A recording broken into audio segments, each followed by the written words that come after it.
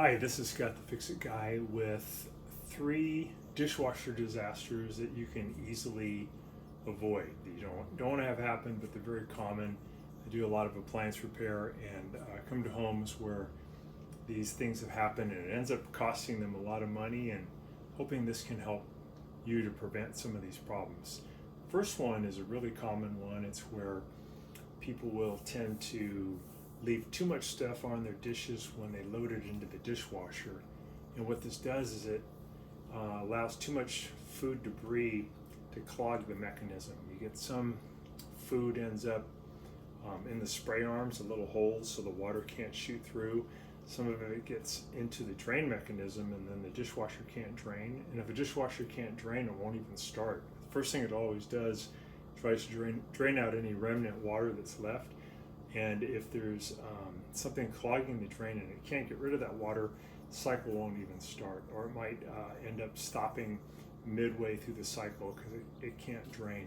The other problem when you have too much food debris that builds up over time is that the water pressure drops off. So the dishwasher is trying to get a bunch of water through into the circulation pump to push it through the spray arms, to have a lot of water pressure to knock off all the food debris and get the dishes clean. But there's so much stuff caught in the mechanism that it can't build up enough pressure. It can cause error codes to pop up, but mainly it'll cause just a condition where your dishes aren't very clean. So to give you an idea what that would be like, if you looked at maybe a dish like this, which is about to get clean and has a little bit of egg remnant left, that'd be okay because that's not a lot of material. And you actually want a little bit of dirt on your dishes so that your dishwasher detergent has something to react with. So a little bit's okay, no problem. If you had something where you actually had like chunks of food, this is like peels from a potato, still left on the dishes, and if this stuff got into your dishwasher, it could be a problem. There's a really good filter inside your dishwasher that should filter out things like that. But typically people forget to lock down their filter and things get passed. So it's really wise to just spend a few extra minutes to rinse off the dishes before you put them in. And again, they don't have to be entirely clean. They just have to have the food chunks removed. An example would be like if you had spaghetti and there were some noodles left, you got to get those off. If there's a little spaghetti sauce left though, it's actually good because it helps the detergent. So that's a big one, a common one. And if you can get in that habit of rinsing the dishes, it's great because your machine's going to last a lot longer and it's going to do a lot better. While you're rinsing the dishes, if you actually rinse it with warm or hot water, that's good too, because that will actually get hot water flowing into your kitchen area. And then when you start your dishwasher and it fills with water, it won't be filling with cooler or not very warm water in the beginning. It'll have hot water right away, and the dishwasher will actually clean better. So these are a couple little tricks that can help. But the main one is just make sure to rinse the dishes. The other thing to be concerned about, and this one's expensive and also somewhat dangerous, is where people open up the dishwasher door and they're going to load up their machine or they're going to unload it, and you kind of forget that they've left the door open. This has actually happened to me. And you're in the kitchen and you're talking with somebody, and maybe I have somebody in front of me I'm talking to and I'm explaining something and I'm walking backwards.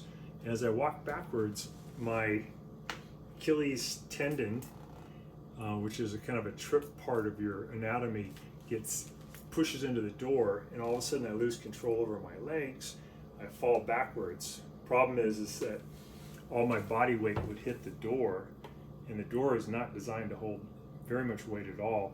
And what will happen is it'll bend the hinges. Sometimes it actually bends the door and breaks internal parts, and it's very expensive to repair that. It costs a lot in labor for a technician like me to come in there and either put a new door on or put new hinges on. And the other big problem that's much more costly is that the person who falls back can often get hurt pretty bad. When you fall back like that, when the back of your tendon gets hit and you lose control, you're going back, it's very likely the back of your head will hit something.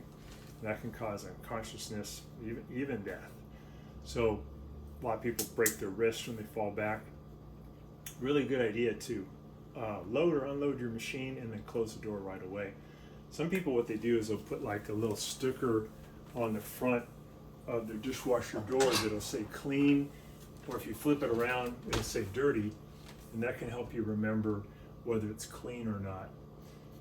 I have seen people who keep their dishwasher door open, and throughout the day they'll load more and more dirty dishes in, and they don't want to get confused with dirty and clean dishes. But that's probably the most dangerous, because that door is open way too long. So better to open it, remove things or add it in, and then close the door right away. The third problem, or kind of expensive problem that can happen, is that people can either put the wrong type of detergent in with their dishwasher. Like they might put dish cleaning detergent in instead of dishwasher detergent. There's like liquid dishwasher or dish detergent, which is actually very good for cleaning dishes with your hands or cleaning your hands, but not at all good for a dishwasher. Or sometimes people will put in the proper type of dishwasher detergent. Might be a tablet like this, might be liquid, might be powder, but they'll put in too much. And in either case, you'll end up with way too many bubbles or suds. And if you have a lot of bubbles or suds, your machine will have a lot of problems. One is it may just stop, because as the little impellers on the drain pump and the circulation pump are trying to turn and move that water, they're designed to have the resistance of water, which is 3 times the resistance of air. But because you have bubbles, there's too much air and there's not enough resistance. And the impeller spins so fast that it can actually cause the drain pump or the circulation pump to overheat. So to protect those pumps, a signal will be sent to the controller that lives inside the door, and that'll cause the machine to shut off. And you may not understand, like, why isn't my machine finishing its cycle? You may end up with, if you have a digital readout, it may say something like SD or SUDS, S-U-D-S, and that means that there's too many bubbles in there. And usually that's, again, because of the wrong type of soap, or maybe the right type of soap, but too much got loaded in. Maybe put 2 of these in instead of 1. So very easy problem to fix, and very easy problem to avoid.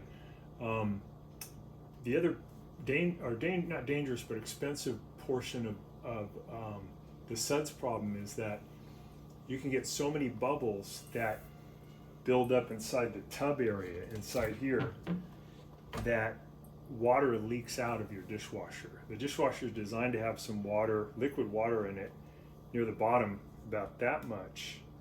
But when you have all the suds, you have water and air that allows the water to get up high, and it can sneak out on the sides of the seals, and then a lot of water can end up coming out the edges of your door, usually down at the bottom, and it can flood your kitchen floor. And some kitchen floors are not really designed, they should be, but they're not designed to have that much water on them, and it can cause a warping of the wooden floor, or mold, all kinds of problems. So we don't want that to happen, and it's very easy to avoid it just by using the right type of detergent.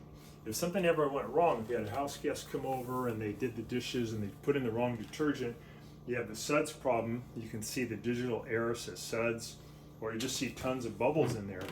You can fix it pretty easily. You don't have to have a technician come out.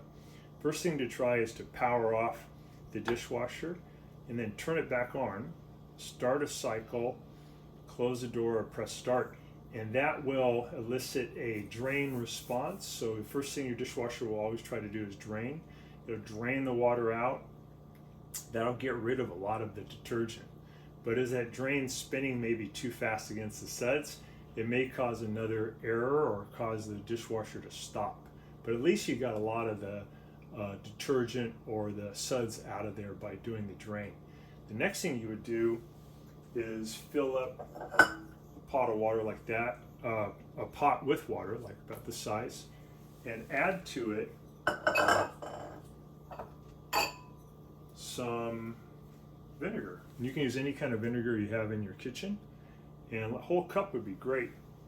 Add that in with the water and just let it sit for about 30 minutes, and that chemical reaction of the acidic qualities of the vinegar will break apart all those bubbles. When the bubbles are broken apart, they're a liquid again, and if they're a liquid, when you start your cycle after 30 minutes, it can drain out all of that extra detergent. And you may have to do this a couple of times to get all that stuff out of the dishwasher, but then your dishwasher will be okay. It'll actually work really good. I want to cover with you guys too just a quick few other maintenance things you can do for a dishwasher. So one of the maintenance steps you can do is to periodically clean the filter, and it's easy to do. This is on a Miele dishwasher, and on the Miele there's this triple filter down here. Let me take this spray arm out. A lot of spray arms on dishwashers can be lifted straight out, or there might be like a little plastic nut you have to turn here to get out the lower spray arm. There's usually like a round thing here made of plastic or a handle. You turn that, you can lift out your filter, and you may find down in that sump area some stuff that you can just grab and pull out of there. On Bosch and Miele dishwashers, there should be some water still left in the sump. They call it a wet sump condition. A lot of people on these also ask me, what is this little silver thing? That's just a temperature sensor. On these types of models, make sure you never press that in because it'll cause a leak problem. So it's normal for that to be there. You may find some stuff in there you can pull out. On the Miele, you can pull up this yellow tab, and inside this basket you may find there's some junk you can pull out. But cleaning the filter is a really good idea for maintenance.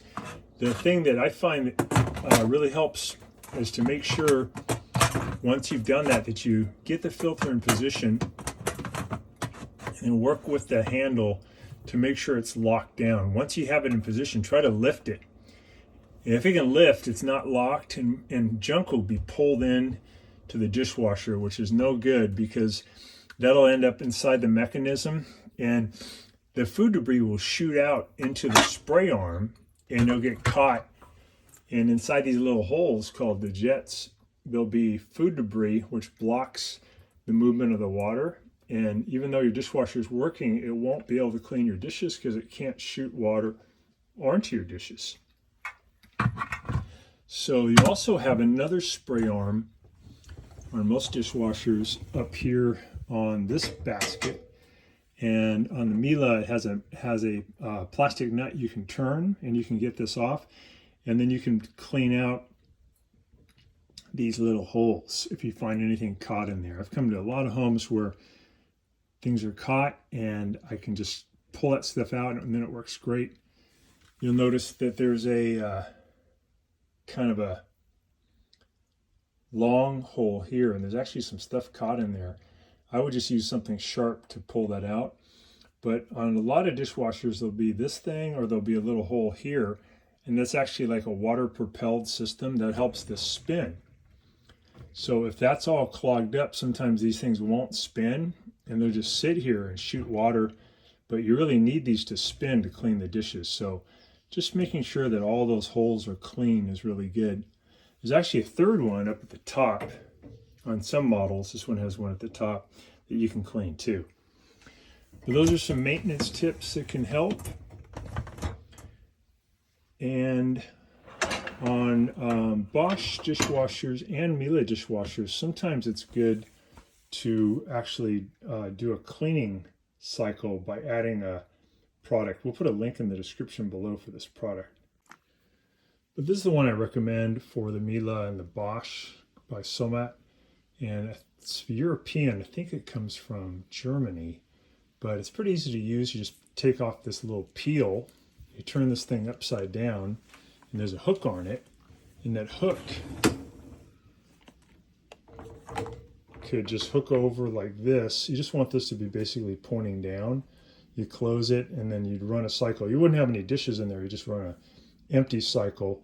And this is really just like kind of like vinegar. some acidic stuff that's released slowly through the cycle. And what happens is it ends up cleaning all the things inside your dishwasher that you can't see. So, if we had x-ray vision, we could look down in there, we'd see that there's a lot of different tubes and there's pumps and there's things that are moving the water around. And sometimes food gets caught in there and it can get moldy, kind of a decayed type smell, and it can make your dishwasher smell bad or moldy.